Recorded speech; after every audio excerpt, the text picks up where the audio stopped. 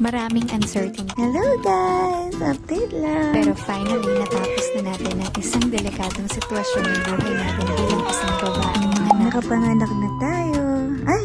Buntis nga pala ako kahapon. Siguro marahil katulad mo rin ako na maaaring iniisip ng iba, kaya ba niya ang motherhood? Siguro kung career ang ipapagawa mo sa akin buong mundo. Alam kong panatag ng mga taong nakakakilala sa akin na kaya ko mag-e-excel ako. Pero sa motherhood, I could even hear them in my thoughts saying, mag-aanak ka eh, sarili mo ba hindi mo kayang alagaan? Hindi ka na makakalabas niyan kagaya ng ginagawa mo dati. Kawawa naman ang baby mo kung hindi mo kayang alagaan. Baka feeling single ka pa rin. Although lucky, hindi ko narinig ang mga yan. At thankful ako na nakapalibot ako sa mga taong sensitive na sa mga ganitong klaseng topic. Pero kung isa sa mga yan ay narinig mo, alam mo, hindi sila ang magdidig kung anong klaseng nanay ang ibibigay mo sa magiging anak mo. They don't define ikaw. Sarili mo ang magde-define kung saan ang parenting ang mag-work sa inyo ni baby. Nakapanganak na nga tayo. Kahit kung ano-ano pa ang sinabi ng iba sa'yo kung paano yung pag-iri mo pa rin ang sinunod ng katawan mo. Mas alam natin ang mag-work para sa atin at kay baby. Isa na dyan ang panganganak sa patunay. Personally, masasabi naman talaga hindi ko kayang alagaan ng sarili ko babasahin ito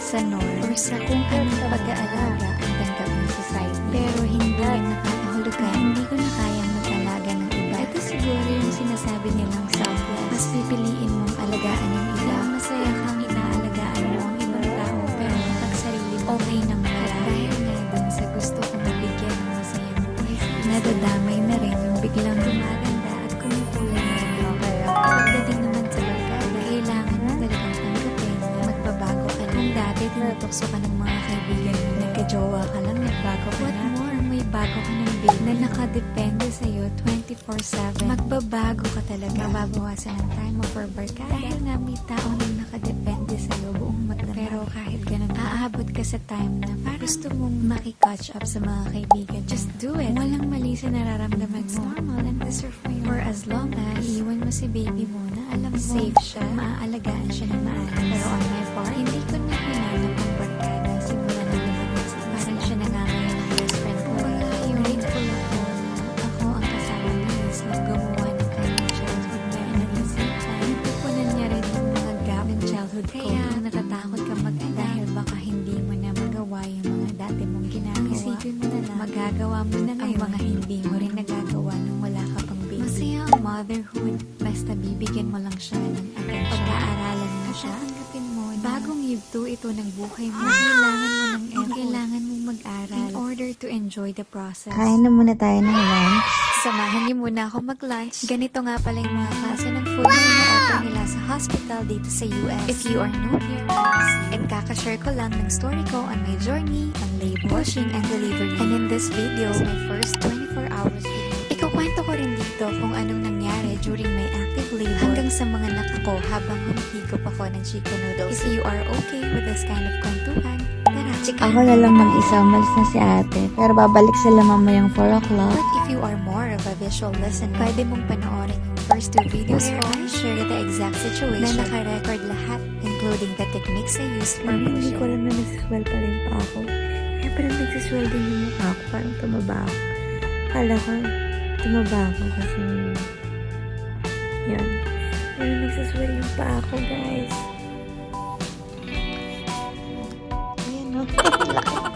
Heto ako ngayon. Ako na naman mag-isa. Nakakalungkot ba? Siyempre hindi. It's beautiful. You can even try to request from your family ng me time sa first 2 to 3 days nyo sa hospital. But don't get me wrong, syempre, malaking tulong kapag may gusto kang ipaabot, may mauutusan ka para hindi ka na muna tumayo. May pwedeng mag-alaga muna kay baby habang tulog ka at nagpapagaling. But then, kung walang choice, kung wala kang choice, kung hindi ang mag-isa, if you are already planning to be alone with your baby on the first 2 days, you did it. And I was so happy I did it. Ito yung housemate ko.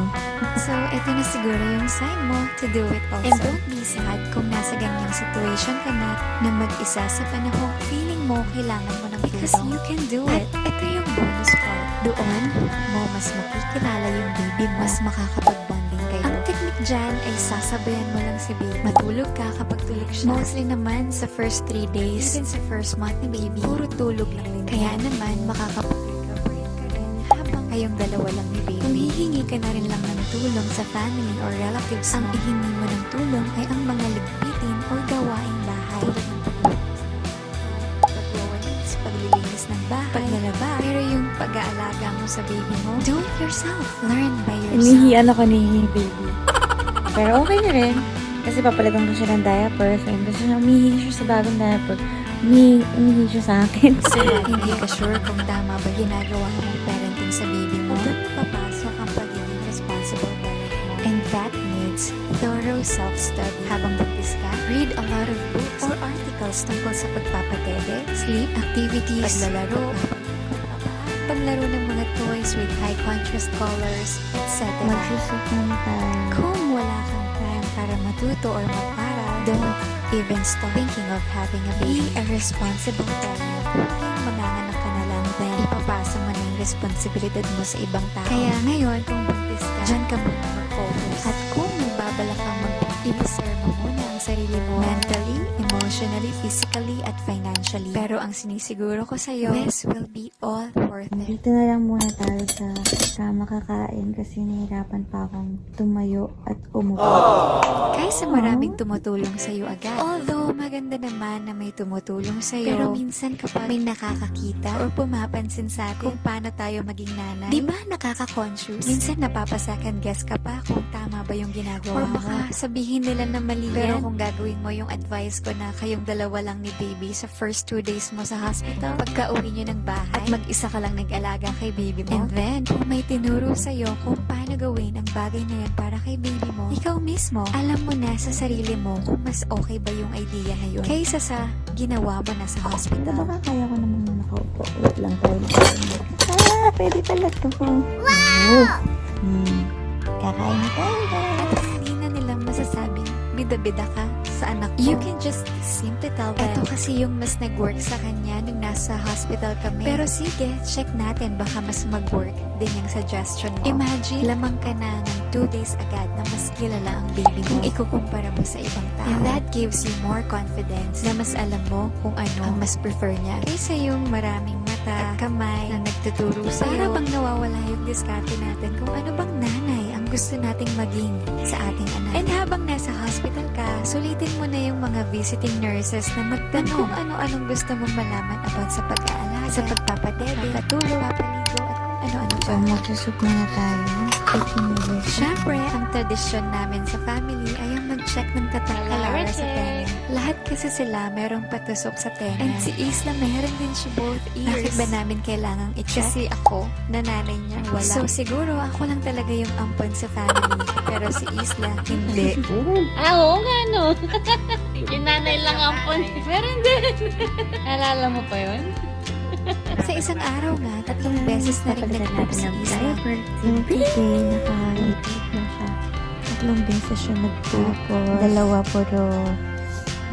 we change lang diaper. So, naka-5 siya. So far, tanggalin ko lang yung swaddle niya. Ayun siya. Mahihina nga ako. Papalitan mo natin siya ng diaper kasi nag-poop na naman siya. Second poop niya na to for today's video. Medyo ngayon lang tayo nakakatayo. Ano na siya papalitan?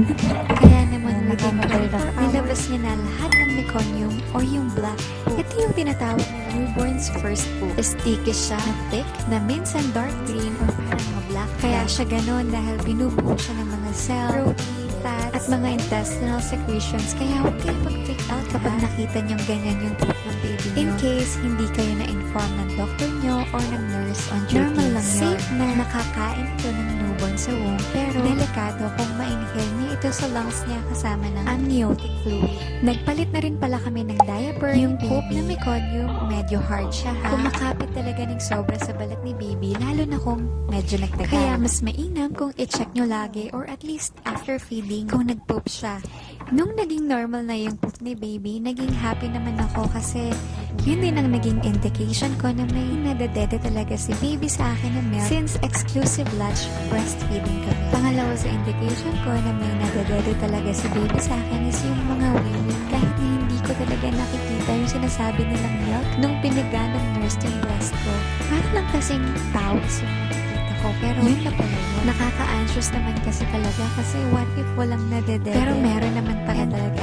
Cherry Light naman ang tummy nila, so it really makes sense na parang patak lang ang naiinom nila kada feed. Nag-feed na kami sa unang week ng about 40 minutes each side every 2 hours para talagang maging aware na rin yung boobs ko sa demand na kailangan ng i-supply. If I'm not mistaken, sa umaabot yata kami ng 4 hours bago siya mag-feed ulit. Pero naging okay pa rin. Hindi kami nag-bottle feed, hindi rin kami nag-pacifier. Natry ko rin bigyan siya ng pacifier dahil yung anxiety ko ulit ng na baka talaga need ng baby ang pacifier sa newborn stage. Pero nire-resist din ito ni Isla kaya hindi ko na siya pinursue. I'm actually glad napunta ako sa FB group about breastfeeding moms kung saan nalaman ko yung about using pacifier, especially sa mga exclusive breastfeeding babies. I'm glad my instinct was right about kaya naman hindi na talaga kami nag-pacifier. If you would want to use pacifier for your baby, it is recommended for up to 3 months dahil yun yung phase na hindi pa marunong mag-self-soothe si baby. Pero pagtuntong yun ng 4 months ay marunong na siya mag-self-soothe, so hindi mo na kailangan magbigay ng prop to help soothe her. So ayan, again,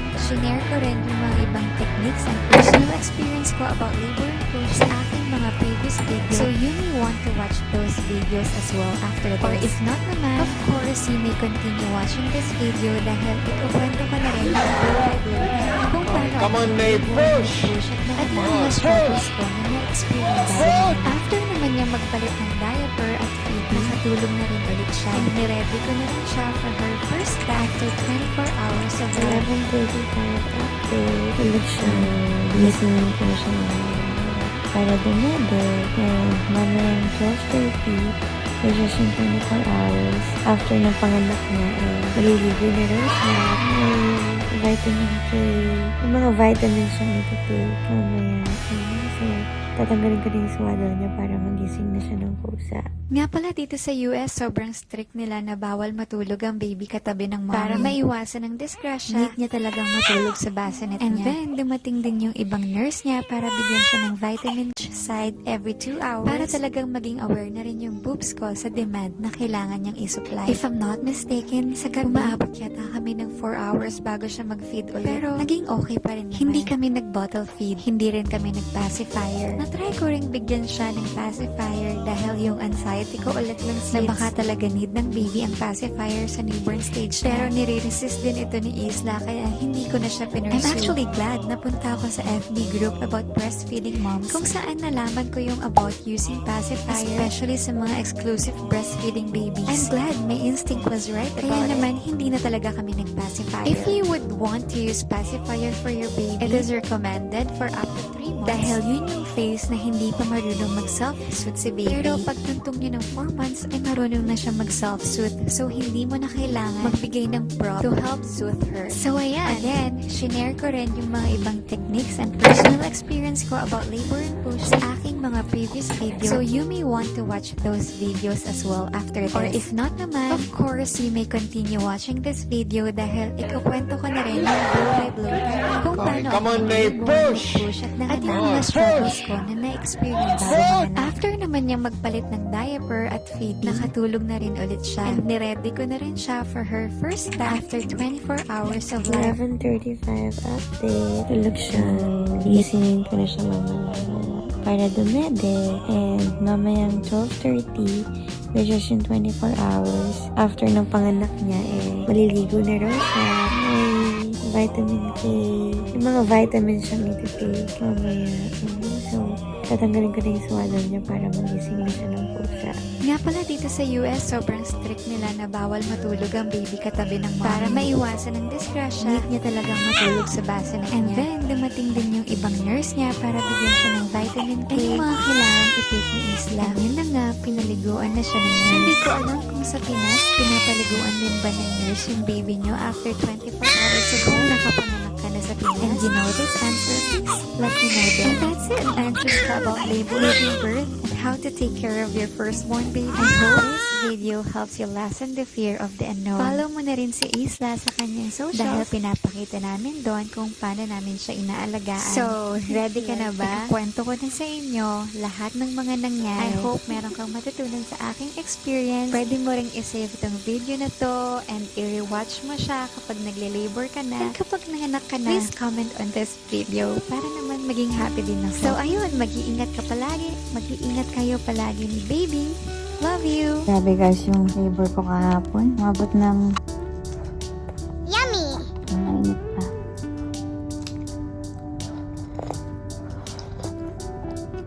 Di ba pumasok kami ng 8? Tapos sinaksakan na ako ng pang-induce ng 10 p.m. Yung pang-induce ng labor para manganak na kahit hindi pa on time. Tapos, pinapainom nila ako ng gamot na yun para maghilab yung tiyan ko. From 10 p.m. hanggang 4 a.m. medyo wala pa ako na-feel nahilab tsaka contraction. Meron man yung parang cramps lang. Pagpatak ng alas 5, 5 a.m. kada 2 minutes, nagko-contraction na ako. Ang sakit. Although, ano lang naman, parang kaya ko yung pain. Kaso, kung every 2 minutes, hanggang alas 2 yun, nagko-contract ako. Nang walang pain medicine, hindi ako nagpa-pain. Hindi ako nag-medicine for pain. So, parang nakaka-bored na every 2 minutes nagko-contract. Isipin mo yun. So, sabi ko, hintayin ko na lang sina ate, tapos magpapa-epidural na ako. Yun yung para mawala yung pain ng contraction.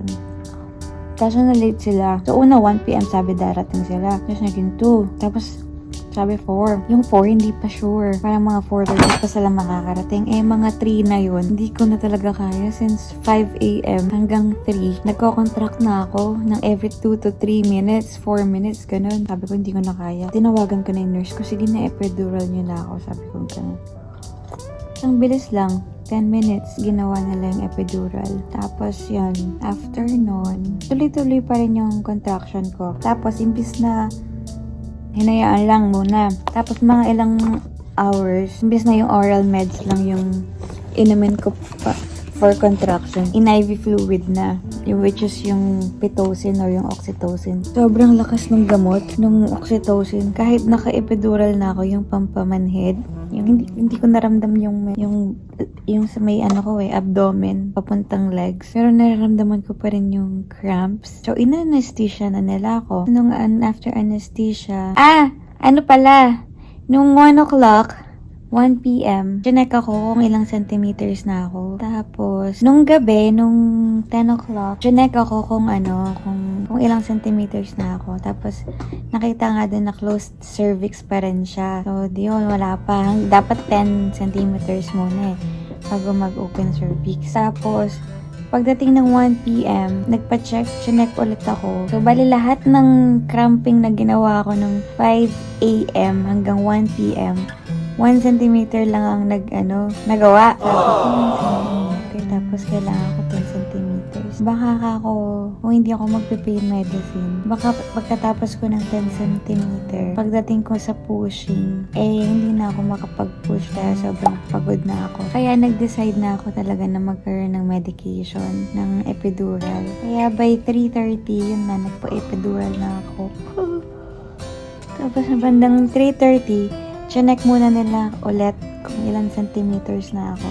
Kasi, kung 1 centimeter pa rin ako, oral pain muna ako. Oral pain reliever. So, chinek nila ulit. Pero nung chinek nila, mga 3 centimeters na ako. Kaya pumayag na sila sa epidural. Yun, tinusok yung likod ko. Sa after nun, inoxytocin ako. Yung IV fluid na pampakontract. Kasi yung contraction, sobrang sakit. Kahit naka-pain reliever, pain medicine na ako, ramdam ko pa rin yung kasi nga daw, pressure yon, hindi yung mismong cramping. Pressure ng baby na ginagawa niya sa loob. So, yon, yung cramping, mawawala. Pero yung pressure, hindi.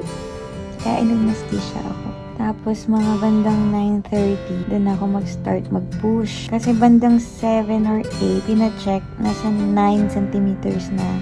Tapos mga bandang 9, nafe-feel ko nang natatay ako. Tapos sabi ng mga nurse, hindi pa time para mag-push. Kasi nararamdaman kong feeling na natatae. Si baby yun. Sobrang mataas daw yung cervix ko. So, kung ipupush na ngayon, matagal pa siya bago makababa. So, sinabi na hintayin muna siya na lumapit sa cervix bago kami mag-push. Hindi ko alam kung 9:30 or 10:30 ako nag-start mag-push. Tapos, since diabetic nga ako, pinag-take pa ako ng glyburide, yung medicine for diabetes. So yun, sobrang baba na sugar ko. Tapos nanghihina ako. Tapos nanghihina pa ako dahil dun sa mga every 2 minutes contraction ko. Since 5 a.m. hanggang 1. Pagdating ng gabi, wala na akong energy. Tapos yun, wala na akong energy. Tapos mababa pa yung sugar ko. Tapos nag-take ako ng epidural. Hindi na ako pwedeng kumain. So hindi ako nakapag-prepare for pushing na kumain ng sapat. So bandang 10, nagpo-push na ako. Tapos mga bandang 11, sabi ko ayoko na, hindi ko na kaya. Sabi ko, CS na lang. Kasi hindi ko na talaga kaya. Pagod na ako, gutom na ako, nanghihina na ako, tapos nilalamig na ako. Nilagnat pa ako habang sa kakapush. Sobrang pagod ko, nilagnat ako. Sabi ko, hindi ko na kaya, nakapahinga muna ako or CS na lang. So, pinagpahinga ako ng 45 minutes. Tapos yun nga, nilagnat ako. Kasi sinabihan nila ako na kailangan ng ilabas si baby kasi tumataas yung heart rate niya dahil dun sa lagnat ko. So, kailangan ko daw mag-decide whether ipupush ko, bibigyan nila ako ng gamot na Tylenol or magpapa-CS ako. So, decided na talaga ako na magpa-CS. CS na lang, hindi ko na talaga kaya. Wala na talaga akong anong mag-push. Kasi yun, tapos yung mga nurses, talagang super encouraged sila na normal delivery na lang, kaya mo. Kasi nasa may puwetan ko na siya. Yun yung reason kung ba't di ko na kaya. Ang sakit-sakit sa may bandang puwet. Hindi ako makahiga ng maayos. Tapos kapag magpo-push, kailangan naka-lay back ako kasi epidural nga. So, ang sakit-sakit sa puwet. So, parang hindi ko na talaga kaya. Parang ako natitibig. Ganun is, ang sakit. Tapos, yun nga, nilagnat pa pala ako. Kaya, ganun na lang yung pakiramdam. Tapos, nang after 45 minutes, tinanong ako kung anong desisyon. Tapos, sabi nila nga, mag-try munang mag-push ng 5 times normal and then mag-decide na CS. Kasi yun, umulit na. Natapos na naman, lumabas na siya. So, yun, buti nga lang. Hindi na ako na CS.